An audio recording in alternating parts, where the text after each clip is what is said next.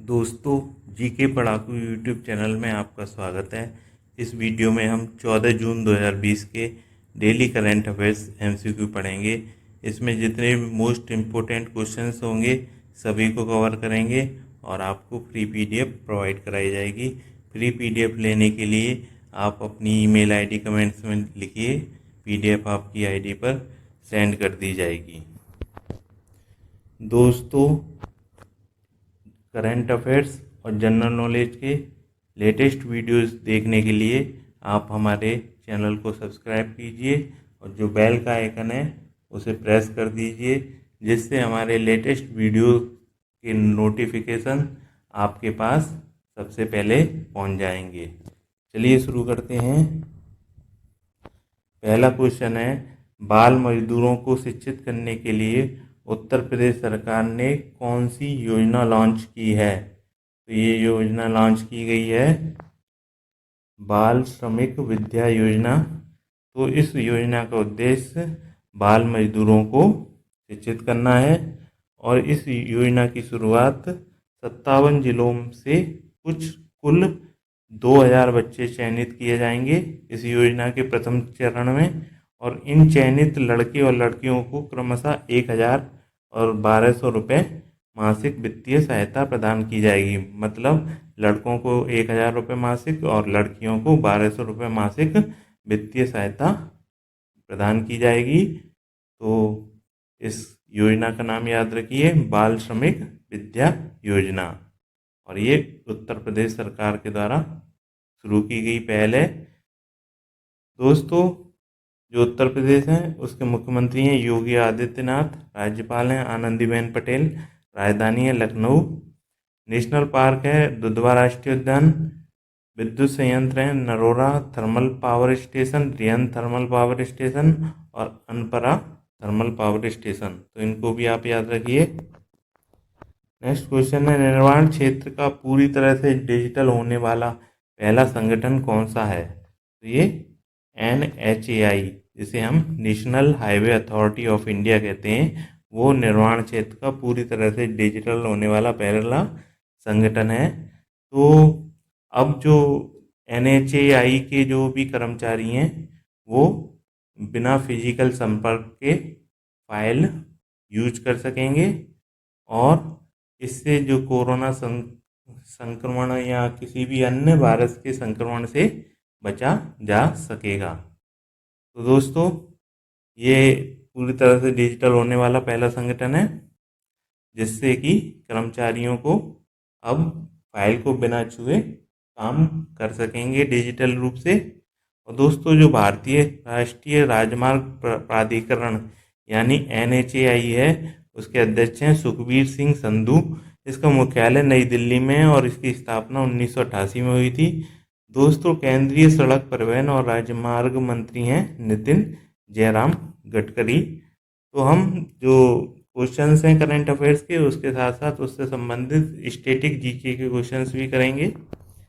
Next question है, Hyderabad police ने महिलाओं की सहायता करने के लिए कौन सा कार्यक्रम शुरू किया है? तो ये स्त्री नाम से हैदराबाद पुलिस ने महिलाओं की सहायता करने के लिए कार्यक्रम शुरू किया है।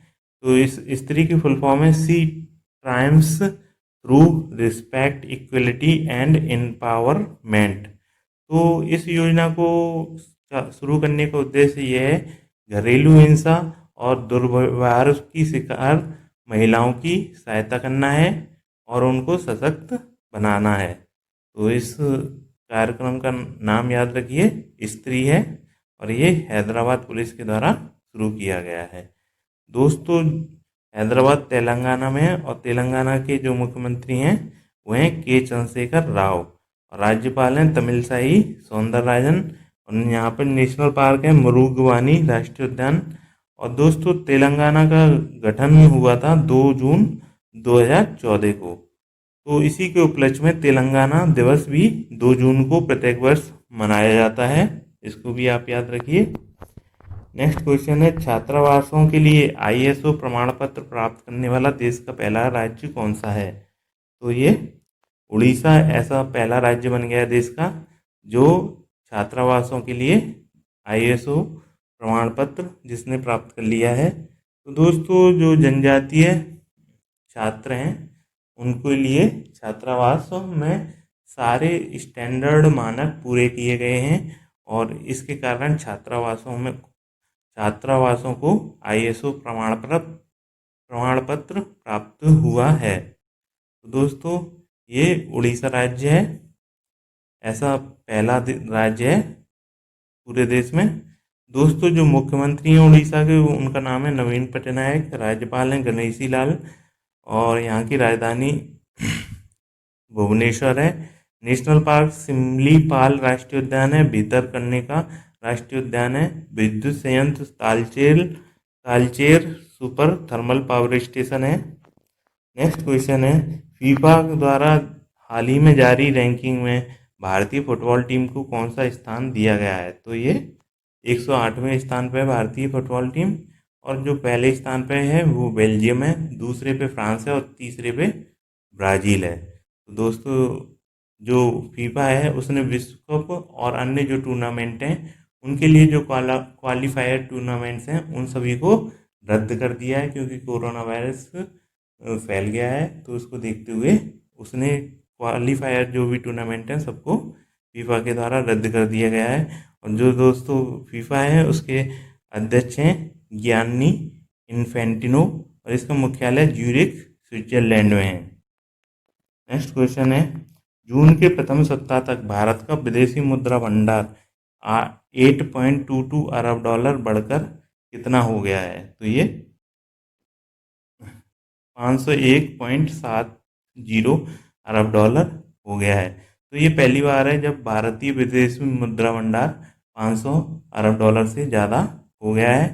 तो दोस्तों ये 501.70 अरब डॉलर के साथ में भारतीय विदेशी मुद्रा भंडार विदेश में सारी दुनिया में तीसरे स्थान पर है। तो दोस्तों चीन और जापान के बाद जो विदेशी मुद्रा भंडार के मामले में भारत तीसरे स्थान पर दुनिया में पहुंच गया है। और दोस्तों जो विदेशी मुद्रा भंडार बड़ा है उसके जो मेन कारण है वो है जो कच्चे तेल का जो मांग थी, जो कच्चे तेल की डिमांड थी वो भारत में कम हो गई है। उसके कारण भारत का विदेशी मुद्रा भंडार काफ़ी बढ़ गया है। तो ये एक पॉजिटिव न्यूज़ है इतनी सारी नेगेटिव न्यूज़ों के बीच में।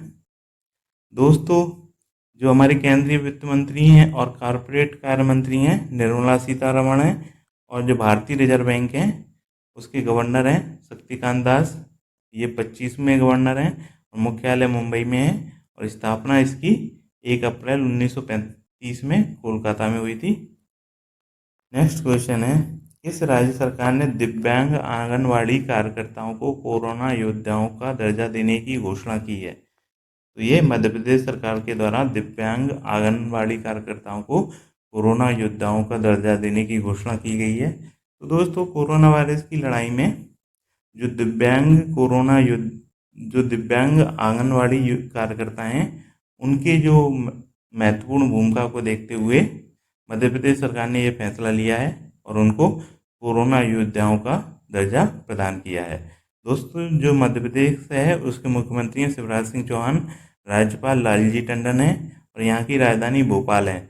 और जो नेशनल पार्क यहाँ फेमस हैं वो हैं कान्हा राष्ट्रीय उद्यान, पन्ना राष्ट्रीय उद्यान, बांधवगढ़ राष्ट्रीय उद्यान, माधव राष्ट्रीय उद्यान, मंडला पौधा जीवाश्म प्लांट फॉसिल राष्ट्रीय उद्यान, विद्युत संयंत्र हैं Satpura thermal power station, Amarkantak thermal power station, Vindhyachal thermal power station.